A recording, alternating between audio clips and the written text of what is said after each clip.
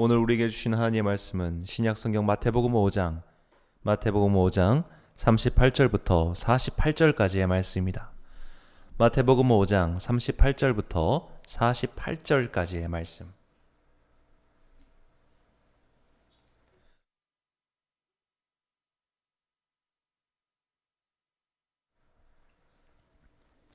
네, 이제 봉독하겠습니다. 하나님의 말씀을 경청하십시오. 또 눈은 눈으로 이는 이로 갚으라 하였다는 것을 너희가 들었으나 나는 너희에게 이르노니 악한 자를 대적하지 말라. 누구든지 내 오른편 뺨을 치거든 왼편도 돌려대며 또 너를 고발하여 속옷을 가지고자 하는 자에게 겉옷까지도 가지게 하며 또 누구든지 너를 억지로 오리를 가게 하거든 그 사람과 심리를 동행하고 내게 구하는 자에게 주며 내게 꾸고자 하는 자에게 거절하지 말라. 또 내 이웃을 사랑하고 내 원수를 미워하라 하였다는 것을 너희가 들었으나 나는 너희에게 이르노니 너희 원수를 사랑하며 너희를 박해하는 자를 위하여 기도하라. 이같이 한즉 하늘에 계신 너희 아버지의 아들이 되리니 이는 하나님이 그 해를 악인과 선인에게 비추시며 비를 의로운 자와 불의한 자에게 내려주심이라. 너희가 너희를 사랑하는 자를 사랑하면 무슨 상이 있으리요? 세리도 이같이 아니하느냐? 또 너희가 너희 형제에게만 무난하면 남보다 더하는 것이 무엇이냐? 이방인들도 이같이 아니하느냐? 그러므로 하늘에 계신 너희 아버지의 온전하심 같이 너희도 온전하라. 아멘. 가장 위대하고 빛나는 계명이라는 제목으로 하나님의 말씀 선포하겠습니다. 현대 무협소설의 발전에 크게 이바지한 인물은 홍콩 출신의 김용 선생입니다. 무려 신필이라는 별명이 붙을 정도로 무협소설이라는 장르의 수준을 격상시킨 인물입니다. 총 15개의 작품을 남겼는데 이 중 가장 유명한 것은 사조 3부작이라고 불리는 사조 영웅전, 신조협력, 의천도룡기입니다. 한국판 소설에는 영웅문이라고 번역돼 나왔죠. 이 소설의 배경은 중국의 송나라 말기입니다. 우리나라는 고려 시대입니다. 북방의 여진족이 나라를 세웠습니다. 거란족을 몰아내고 그 이름을 쇠금자를 써서 금나라라고 했습니다. 금나라는 남쪽으로 진격해서 송나라를 압박합니다. 1226년 송나라는 금나라에게 패하고 송의 황제 휘종은 금나라의 포로로 잡혀갑니다. 이것을 정강의 변, 정강의 치욕이라고 합니다. 송나라는 남쪽으로 천도하였고 이때를 남송시대라고 부릅니다. 이 소설 사조영웅전은 이런 배경에서 시작합니다. 황하 남쪽의 이만이라고 하는 동네에 살고 있었던 곽소청과 양철심은 이 정강의 치욕을 잊지 말자며 각자 아들의 이름을 곽정과 양강으로 짓습니다. 이 둘이 커서 금나라를 물리칠 동량이 되길 바랬던 겁니다. 이름이 이미 이 소설 전체에 얼개나 다름없습니다. 복수죠. 나라의 복수, 수복이라는 커다란 주제에서 시작해서 가족의 복수, 그리고 개인의 복수로 소설은 전개됩니다. 그리고 사실 이게 주제와 배경은 달라도 모든 무협소설의 구성이기도 합니다. 주인공이 있고 원수가 있고 주인공의 복수가 이루어지는 구조이죠. 옛날부터 지금까지 사람들 입에 오르락내리락하는 이야기로 남으려면 반드시 공감할 수 있는 부분이 있어야 합니다. 부모의 원수나 나라의 원수라는 극단적인 사례를 모두가 겪지는 않을지라도 우리도 살아가는 동안 원한을 맺는 사람이 한둘쯤은 있습니다. 저 녀석이 망하는 걸 봐야겠어. 두고 보자. 언젠가 내 놈을 박살내줄 테다. 그런 생각 말이죠. 많은 이들이 살면서 이런 복수심, 원한을 갚겠다는 마음을 경험할 겁니다. 무협소설은 복수라는 공감의 감정에 기반한 소설입니다. 모든 범죄 액션 영화도 사실 비슷하죠. 성경에도 이런 복수의 이야기가 등장합니다. 복수의 마음 때문에 하나님의 명령조차 거절하는 이야기죠. 요나입니다. 요나의 원수는 부모나 가족의 원수가 아니었습니다. 개인적인 원한 관계 때문에 그랬던 것이 아닙니다. 그는 국가와 민족의 원수를 때문에 하나님의 명령을 거부하죠. 그 국가의 이름은 아수르입니다. 아수르는 북이스라엘을 멸망시킵니다. 그리고 북이스라엘 백성을 모두 흩어버리고 그 땅의 다른 민족들을 이주시켜버립니다. 완전히 나라의 뿌리를 뽑는 행위를 한 것이죠. 열왕기하 17장 5절에서 6절 말씀입니다. 아수르 왕이 올라와 그 온 땅을 두루 다니고 사마리아로 올라와 그곳을 3년간 에워쌌더라. 호세아 제9년에 아수르 왕이 사마리아를 점령하고 이스라엘 사람을 사로잡아 아수르로 끌어다가 고산 강가에 있는 할라와 하볼과 메대 사람의 여러 고을에 두었더라. 아멘. 아수르는 북이스라엘 멸망시킨 뒤 그대로 남하하여 유다 왕궁을 오랫동안 위협했습니다. 여러모로 아수르는 이스라엘 민족의 원수였습니다. 요나는 그런 원수의 나라로 가서 회개의 말씀을 전하라는 명령을 받습니다. 그런데 요나는 그 명령을 듣지 않고 도망칩니다. 요나는 니느웨의 죄, 아수르의 죄가 더욱 커져서 더욱 큰 형벌이 내리길 바랬기 때문이죠. 요나는 결국 우리가 다 아는 과정을 거친 후 니느웨로 가서 말씀을 전합니다. 그런데 요나는 그때조차도 하나님의 명령을 완전히 이행하지 않습니다. 요나 3장 3절과 4절입니다. 요나가 여호와의 말씀대로 일어나서 니느웨로 가니라. 니느웨는 사흘 동안 걸을 만큼 하나님 앞에 큰 성읍이었더라. 요나가 그 성읍에 들어가서 하루 동안 다니며 외쳐 이르되 40일이 지나면 니느웨가 무너지리라 하였더니, 시내를 이동하는 데만 소요되는 시간이 3일이나 걸린다고 합니다. 이 사진은 오늘날 이라크의 니네베, 여기가 과거 니느웨였다고 합니다. 그 유적인데 몇천 년이 지나도록 이렇게 큰 유적이 남아있을 만큼 거대한 도시였다는 거죠. 이동하는 데만 3일이 걸리는 도시에서 요나는 딱 하루만 말씀을 전하고 맙니다. 그러나 그것만으로 회개가 일어나서 하나님께서 심판을 내리지 않기로 결정하십니다. 그래서 요나가 삐져버립니다.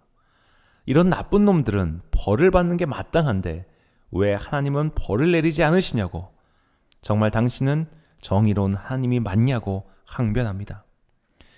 이런 요나의 질문에 대한 하나님의 답은 이 큰 성에 사람의 생명이 12만 명이나 있는데 내가 왜 저들을 아끼지 않느냐는 답이었습니다. 우리는 여기서 충격적인 진실과 마주합니다. 내 원수, 내 적, 내가 미워하는 그 사람도 하나님의 자녀라는 진실 말입니다. 에스겔서 18장 23절의 말씀입니다. 주 여호와의 말씀이니라. 내가 어찌 악인이 죽는 것을 조금인들 기뻐하랴. 그가 돌이켜 그 길에서 떠나 사는 것을 어찌 기뻐하지 아니하겠느냐. 하나님께서는 이스라엘 백성만 사랑하지 않으셨습니다. 하나님은 당신께서 지으신 온 피조 세계를 사랑하셨습니다. 그 사랑의 전달자로 이스라엘을 선택하셨을 뿐 그들에게만 한정된 사랑이 아니었습니다. 하나님의 사랑은 모든 죄인과 악인에게 미치고 있습니다. 베드로전서 3장 18절 말씀입니다. 그리스도께서도 단번에 죄를 위하여 죽으사 의인으로서 불의한 자를 대신하셨으니 이는 우리를 하나님 앞으로 인도하려 하심이라. 하나님의 사랑 앞에서 우리는 공감을 잃어버립니다. 내 원수, 저 악한 사람, 저 망해하는 저자를 하나님이 아끼신다고? 저런 일을 위해서도 예수님께서 돌아가셨다고? 여기서 우리의 신앙 회로는 정지합니다. 이런 갈등을 잘 보여준 소설 및 영화가 밀양입니다. 이 밀양의 원작은 이청준 선생님의 벌레 이야기입니다. 1985년 작품이네요. 이야기의 큰 줄기는 소설이나 영화가 다르지 않습니다. 영화와 소설이 던지는 메시지는 명확합니다. 내 아들을 죽인 저희를 용서할 수 있을까요? 내가 용서하지 못했는데 왜 저 사람은 용서받았다고 하나요? 이 원작 소설에서 이제 전도연 역할 맡은 그 아이 엄마의 대사입니다. 하지만 나보다 누가 먼저 용서합니까? 내가 아직 그를 용서하지 않았는데 어느 누가 나 먼저 그를 용서하느냐 말이에요. 그의 죄가 나밖에 누구에게서 먼저 용서될 수 있어요? 그럴 권리는 주님에게도 있을 수가 없어요. 그런데 주님께선 내게서 그걸 빼앗아 가버리신 거예요. 나는 주님에게 그를 용서할 기회마저 빼앗기고 만 거란 말이에요. 영화는 주인공이 다시 인생을 새롭게 출발하는 것으로 그리며 막을 내리지만 소설에서 주인공 아이엄마는 결국 자살을 선택합니다. 소설의 어두운 결말을 해석하는 독백이 마음 한켠을 시리게 합니다. 아내는 이미 스스로 용서를 결심하고 그를 찾아갔을 만큼의 믿음을 지니고 있었다. 그만큼은 스스로도 믿음과 사랑의 계율을 익히고 있었다. 그 참뜻과 가치를 깨닫고 있었다. 이제 와서 아내가 그것을 버리는 것은 아내 자신을 버리는 일이었다. 아내는 그것을 버릴 수 없었다. 그렇다고 자신 속에 인간을 부인하고 주님의 구원만을 기구할 자신도 없었다. 그러기엔 주님의 뜻이 너무도 먼 곳에 있었고 더욱이 그녀에겐 요령 부득의 것이었다. 아내의 심장은 주님의 섭리와 자기 인간 사이에서 두 갈래로 무참히 찢겨나가고 있었다. 자, 하나님께서 악인의 죽음과 멸망이 아니라 그들의 회복을 바라신다는 메시지는 우리의 마음을 어지럽게 합니다. 악인은 마땅히 벌을 받아야 하는데, 악인은 무참히 살해당해야 마땅한데, 저들도 누군가를 무참히 죽였잖아. 그러니 너도 죽어야지. 그런 마음이 우리 안에 가득합니다. 소위 법 감정이라는 겁니다. 신문에도 종종 나오는 표현이죠. 국민의 법 감정. 이게 얼마나 무서운 말인지요. 현대 세계의 모든 법령은 죄형 법정주의를 택하고 있습니다. 형벌은 이미 성문의 법률로 규정되어 있어야 한다는 원칙입니다. 이것은 권력자나 대중의 입맛에 따라 누군가를 죽이고 살리는 일이 없도록 하기 위해서 만들어진 원칙입니다. 법 감정에 따라 누군가는 형벌을 높게 주고 누군가는 형벌을 낮게 준다면 그건 고대 시대로의 복귀에 불과합니다. 그러나 인간은 그렇게 이성적이지 못합니다. 그래서 많은 이들이 복수 이야기에 통쾌함을 느낍니다. 악당들이 법에 따라 처벌을 받으면 너무나 시간이 걸립니다. 딸을 납치한 악당은 바로 없어져야 합니다. 아이를 괴롭힌 악당도 바로 사라져야 합니다. 이런 복수심을 바탕으로 한 영화는 단순한 구조와 공감할 수 있는 줄거리를 갖고 있기에 거의 실패하지 않습니다. 무협지든 액션 영화든 악에 대한 복수라는 공감대를 형성하고 있습니다.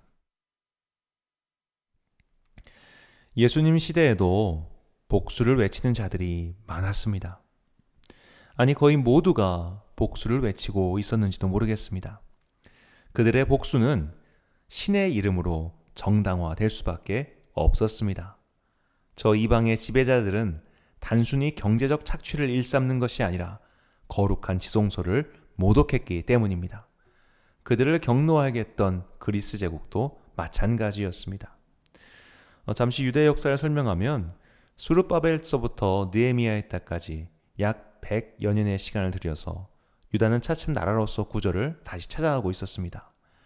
유다가 멸망한 게 기원전 587년인데 그들이 돌아와서 성벽을 수축한 해가 느헤미야의 해가 445년입니다. 한 140년 만에 이 폐허가 된 나라에서 겨우 모양을 갖추고 있었습니다. 이렇게 나라가 순조롭게 갔으면 좋은데 위대한 정복자가 등장합니다. 바로 알렉산더입니다. 알렉산더가 332년에 이제 이스라엘을 침공해가지고 예루살렘을 함락시키죠. 금방 함락시켰다고 합니다. 약 130년 정도의 짧은 독립생활을 누리다가 그로부터 거의 한 200년 가까이 또 피지배 국가로서 살아가게 됩니다. 그러다가 166년에 마카베우스의 독립전쟁이 일어나고 그들이 꿈에도 바라던 독립왕정 하스몬 왕가가 140년에 수립되었습니다. 그러나 하스몬 왕가에게는 구조적인 문제가 있었습니다. 바로 그들이 대제사장직과 왕의 직을 독점하고 있었다는 겁니다. 그러니까 왕이 대제사장이었던 거예요. 자, 그것을 인정하지 못하는 일부 반발자들로 인해서 나라가 계속 시끄러웠습니다. 그러다가 결국 이들이 로마의 침입을 허용하게 돼요. 정확히는 그들이 폼페이우스 장군을 찾아가서 그 로마군을 아예 불러옵니다. 결국 로마의 군대가 예루살렘을 점령하고 폼페이우스가 기원전 63년에 지성소로 쳐들어가는 사건이 벌어집니다. 이방인 중에 지성소를 들어간 사람은 오직 폼페이우스밖에 없었습니다. 대제사장밖에 못 들어가는 데를 자기가 그냥 박차고 들어간 거예요. 전설에 따르면 그가 지성소 문을 열고 들어갔을 때 남긴 한마디는 아무것도 없네 였다고 합니다. 자, 그 이후로 이제 로마 제국은 정확히 로마의 공화정이죠. 로마의 공화정은 이두메인 헤롯을 유대의 왕으로 임명합니다. 이게 유대인들에겐 굉장히 치욕적인 사건이었습니다. 왜냐하면 헤롯은 그들의 반개 혹은 그들의 이방인이나 다름없었던 이두메 사람, 즉 에돔 족속이었기 때문입니다. 그래서 끊임없이 이 이스라엘 유다 땅에서는 로마의 지배에 반대하는 반란이 일어났습니다. 그중 가장 큰 반란이 갈릴리의 유다가 일어난 반란으로 기원 후 6년, 서기 6년에 일어났던 반란입니다. 이때 약 2,000명의 사람들이 십자가형에 처형당해 죽었다고 합니다. 갈릴리의 세포리스로 가는 길 그 킬로미터 사이에 수천 개, 2,000개의 십자가가 쭉 걸려 있었다고 생각을 해보십시오. 그 길 양쪽이니까 한쪽에 1,000개씩 박혀 있는 겁니다. 십자가의 크기가 있으니까 대략 그 간격을 한 최대 한 5m, 최소 3m라고 생각했을 때 한 5m쯤 됐겠죠. 무려 5km입니다. 5km.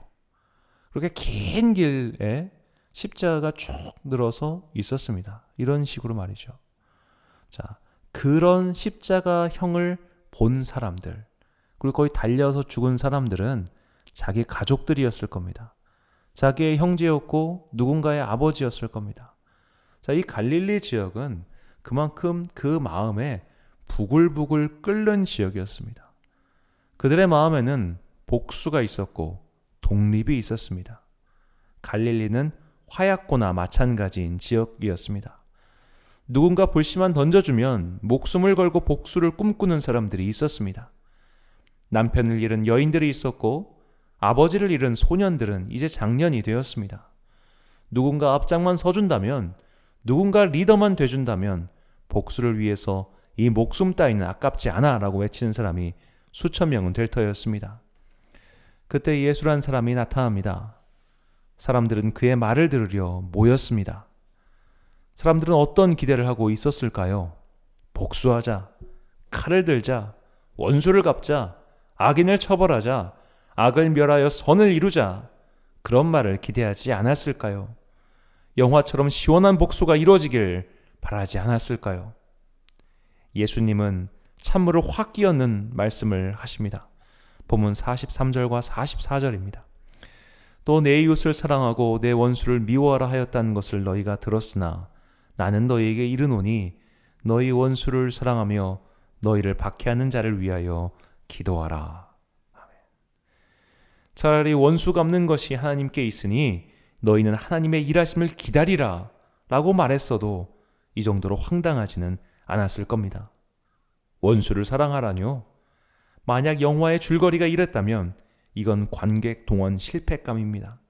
완전히 망하는 스토리입니다. 사람들의 공감을 얻을 수 없습니다. 지금 민중은 분노하고 있습니다. 국민의 법감정은 들끓고 있습니다.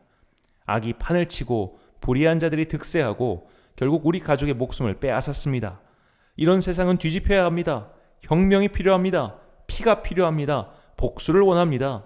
이게 민중이 듣고 싶은 소리였습니다. 그런데 예수님은 그들이 듣고 싶은 말을 하지 않으십니다. 예수님은 하나님의 뜻을 말씀하십니다. 본문 45절입니다.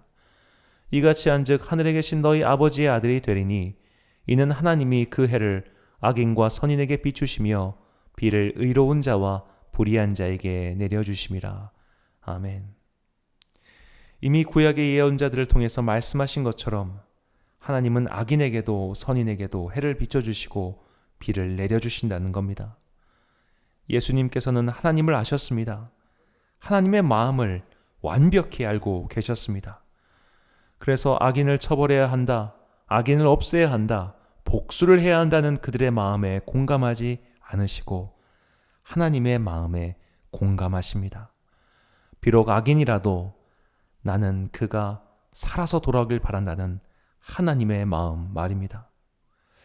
이 본문을 읽으며 깜짝 놀랐습니다. 원수를 사랑하라는 너무나 많이 들었던 말씀이 매우 낯설게 들렸기 때문입니다. 지금 우리가 사는 시대가 그렇지 않습니까?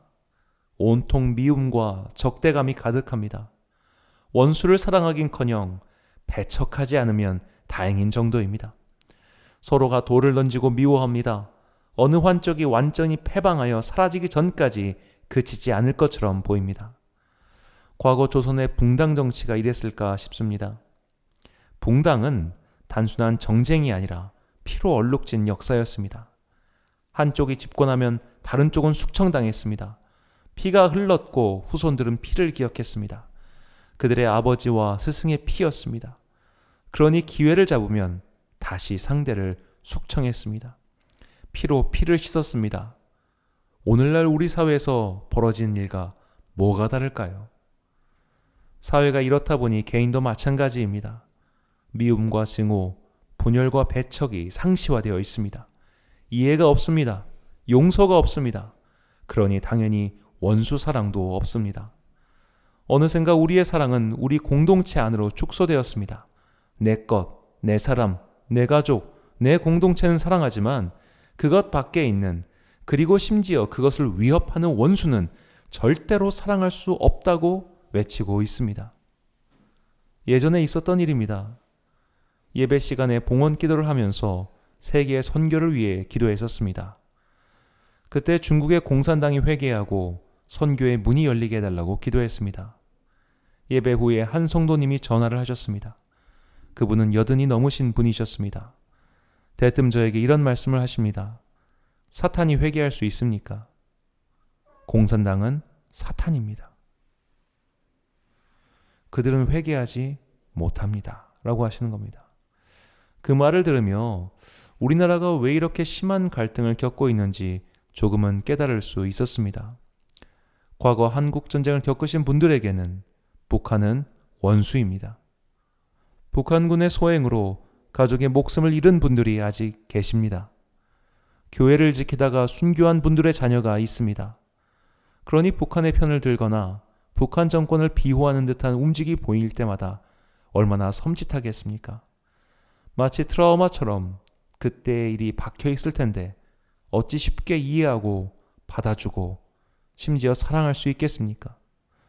그러나 그 쉽지 않은 일, 그래서 공감할 수도 없는 일을 예수님은 우리에게 말씀하셨습니다. 어떻게 해야 할까요? 원수를 사랑하라는 예수님의 말씀을 가장 잘 보여준 구약의 인물이 있습니다. 바로 요셉입니다. 요셉의 원수는 배다른 형제들이었습니다. 원래 피를 나눈 사이가 벌어지면 더 무서운 법이죠. 요셉은 아직 10대였던 시절에 머나먼 타국의 노예로 팔려갔습니다. 언어가 다른 곳에 유학을 가도 힘이 드는데 노예로 팔려갑니다. 노예 생활도 풀리는가 싶더니 꼬여서 팔자에도 없는 감옥살이를 합니다. 꽤 긴 감옥살이가 지나고 마침내 신분이 상승했습니다. 그가 뜻밖의 신분 상승을 했을 때 나이가 30살입니다. 그는 10년 이상의 세월을 노예와 감옥으로 보냈습니다. 인생에서 가장 젊고 아름다운 20대를 노예와 감옥으로 보냈습니다. 그의 마음에 분노가 없었겠습니까? 그 원수들, 그 형제들을 당장이라도 군대를 이끌고 찾아가서 없애버리고 싶은 마음이 정말로 없었을까요? 그렇지 않았습니다. 요셉의 마음에도 풀리지 않는 분노가 있었습니다. 그러나 그는 마침내 그 일을 잊었습니다. 창세기 41장 50절에서 52절입니다. 흉년이 들기 전에 요셉에게 두 아들이 나되 곧 오네 제사장 보디베라의 딸 아스낫이 그에게서 낳은지라. 요셉이 그의 장남의 이름을 므낫세라 하였으니 하나님이 내게 내 모든 고난과 내 아버지의 온 지위를 잊어버리게 하셨다 하며 차남의 이름을 에브라임이라 하였으니 하나님이 나를 내가 수고한 땅에서 번성하게 하셨다 함이더라. 아멘. 우리는 여기서 원수를 사랑하기 위한 전제 조건을 찾을 수 있습니다. 첫 번째로 시간이 필요합니다. 아까 읽었던 50절은 흉년이 들기 전이라고 시간대를 소개합니다. 흉년이 7년 있었으니 최소한 요셉의 나이가 30대 중반일 때입니다. 그때 첫아들 므낫세를 낳았습니다. 잊었다는 뜻입니다. 고난을 잊었습니다. 아버지의 집일, 즉 형제들에 대한 분노를 잊었습니다.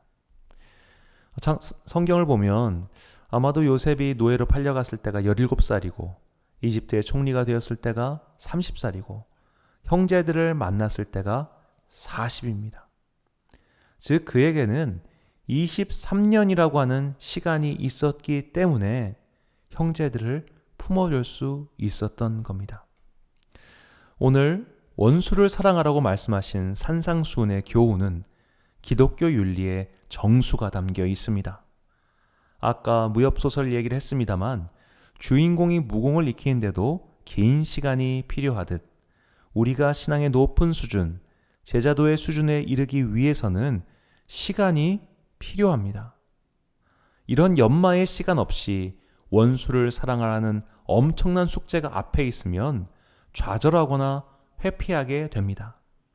마치 이제 막 산수를 배우기 시작한 아이에게 인수분해 문제를 들이미는 것과 같습니다. 원수가 있으십니까? 그리고 혹시 그를 용서하지 못하고 사랑할 수 없는 마음 때문에 괴로워하고 계십니까?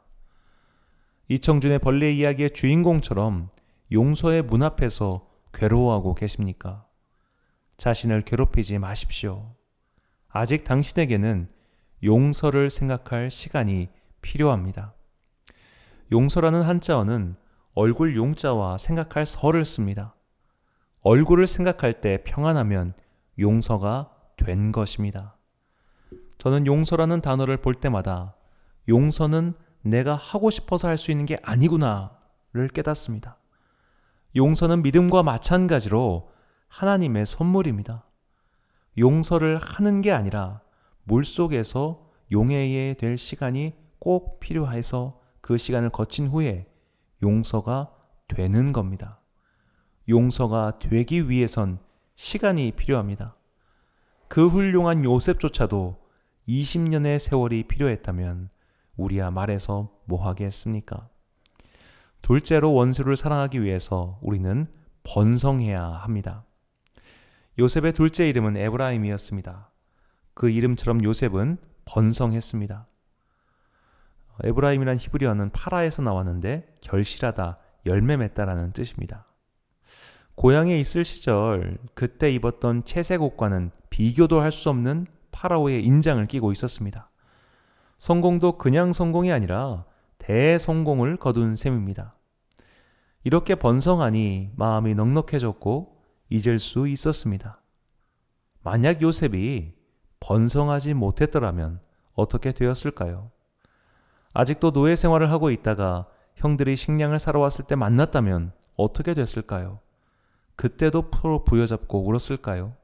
그런 일은 없었을 겁니다. 우리는 솔직해야 합니다. 나보다 한참 못 사는 사람과 원수 맺을 일이 있습니까? 나보다 경제 수준이 한참 떨어진 사람 때문에 화가 나서 밤잠을 못 이루는 적이 있습니까? 침략 당하는 나라가 침략하는 나라보다 약한 경우가 있습니까? 내가 원수보다 훨씬 강한데 원수가 나를 어찌할 수 있단 말입니까? 불가능합니다. 나와 원수인 사람은 최소한 나와 비슷하거나 내 힘으로는 어찌할 수 없는 상대입니다. 그러니까 속이 타고 답답한 겁니다. 나보다 약한 사람이면 그냥 내 손으로 처리하고 끝이 납니다. 고민할 게 없습니다. 나보다 힘이 강하니까 고민하는 겁니다. 다시 무협소설로 돌아가서 주인공의 가족을 살해한 게 어느 힘없는 농부였다라고 하면 이야기가 시작될 수 있겠습니까? 주인공의 힘으로 어찌할 수 없는 왕족, 왕, 권력자, 강자가 원수이기 때문에 사람들이 몰입하는 거죠. 예전에 맞아 죽을 각오로 쓴 한국인 비판이라는 책이 있었습니다. 26년 동안 한국에서 살았던 이케하라 마모루 씨가 쓴 책입니다. 다른 내용은 다 기억이 나질 않는데 유독 인상에 오래 남은 이야기가 있습니다. 한국이 언제 일본을 용서하게 될까였습니다. 저자의 대답은 일본보다 잘 살게 될 때였습니다. 그때 예로 든 나라가 몽골이었습니다. 고려시대 몽고 제국, 원나라죠. 원나라는 고려에 씻지 못할 피해를 입혔습니다. 그런데 오늘날 이 몽골 제국의 후손인 몽골 나라를 증오하거나 미워하는 사람은 없을 겁니다. 물론 일제 식민지가 근시대의 일이기도 하지만 좀 더 근본적인 이유를 살펴 들어가면 더 잘 사느냐 못 사느냐의 문제라는 겁니다. 우리가 원수를 용서하고 사랑하기 위해서 우리는 원수보다 번성해야 합니다. 그보다 강해져야 합니다. 그래야 그를 용서하고 받아줄 수 있습니다. 원수를 쓰러뜨리거나 복수를 하기 위해 번성하는 것이 아닙니다. 그를 용서하고 더 나아가 사랑하기 위해서 번성해야 한다는 말입니다. 성공을 위해 기도하십시오. 번성하기 위해서 기도하십시오. 하나님께 복을 구하시고 채워달라고 간구하십시오. 원수를 무찌르거나 그에게 되갚아주기 위해서가 아니라 그를 용서하고 사랑하기 위해서 성공하게 해달라고 기도하십시오. 그것이 가장 정직한 마음이며 또 주님 앞에서 정직한 기도입니다. 마지막 세 번째로 원수를 사랑하기 위해서 우리 안에 은혜가 필요합니다. 창세기 45장 7절에서 8절 말씀입니다. 하나님이 큰 구원으로 당신들의 생명을 보존하고 당신들의 후손을 세상에 두시려고 나를 당신들보다 먼저 보내셨나니 그런즉 나를 이리로 보낸 이는 당신들이 아니요 하나님이시라. 아멘. 요셉은 자신이 성실하게 살아서 이런 성공을 누렸다고 생각하지 않습니다.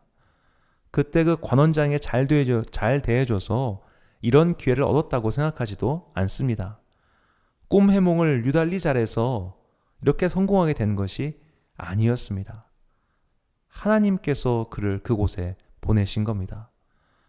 다 하나님이 하셨고 자신은 그저 그분의 도구가 될 뿐임을 마침내 깨달았습니다. 은혜를 안 겁니다.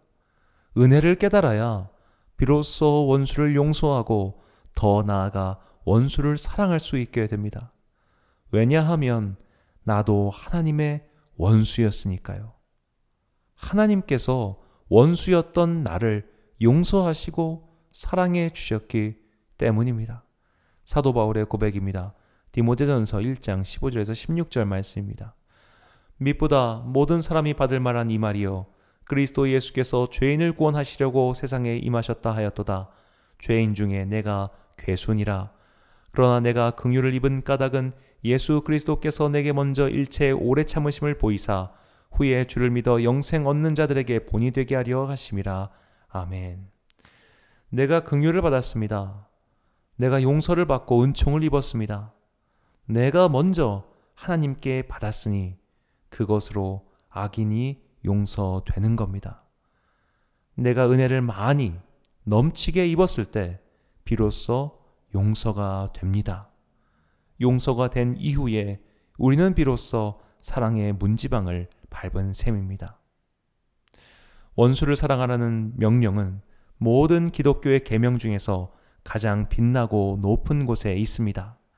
감히 인간의 상상력과 공감 능력이 닿지 않을 곳에 있습니다.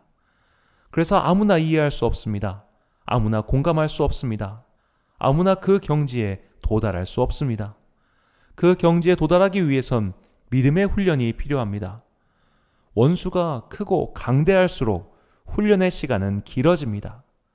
시간이 필요하다는 것, 내 생각보다 훨씬 긴 시간이 필요하다는 것을 결코 잊지 마십시오. 우리는 그리스도의 장성한 분량까지 자라가야 할 사람들이지 이미 다 큰 사람들이 아닙니다. 시간을 들여서 천천히 그 경지로 나아가야 합니다. 그 경지로 올라가는 길은 높고 험합니다. 그러니 편안함을 위해서 기도하십시오. 높은 산을 등정할 때 가장 좋은 산악도구를 쓰는 것은 당연한 일입니다. 산악인은 높은 곳에 오르는 것이 목적이지 가장 싸고 싼 도구를 가장 적게 사용해서 오르는 것이 목적이 아닙니다. 무턱대고 원수를 용서하게 해주세요. 원수를 사랑하게 해주세요. 신앙의 높은 경지에 오르게 해주세요라고 기도해도 사실 그 기도는 기특하고 갸륵할지언정 진심을 담고 있지는 못합니다. 나의 번영과 성공을 위해서 기도하십시오. 복수를 하기 위해서, 원수를 짓밟기 위해서 성공하겠다는 것이 아니라 원수를 용서하고 사랑하기 위해서 성공하게 해달라고 기도하십시오. 그렇게 기도의 시간이 쌓여가고 믿음의 연공이 두터워지면 우리는 마침내 하나님의 크고 놀라운 은혜의 호수에 도착하게 될 것입니다. 그 호수에 도착하면, 그 정상에 도착하면 풍경이 바뀝니다. 그 호수의 은혜의 물을 마시고 그 청경함에 빠지면 과거에 연연했던 것들이 부질없어집니다. 큰 은혜는 나를 변화시킵니다. 큰 은혜가 용서, 즉 그의 얼굴을 봐도 평안하게 해줍니다.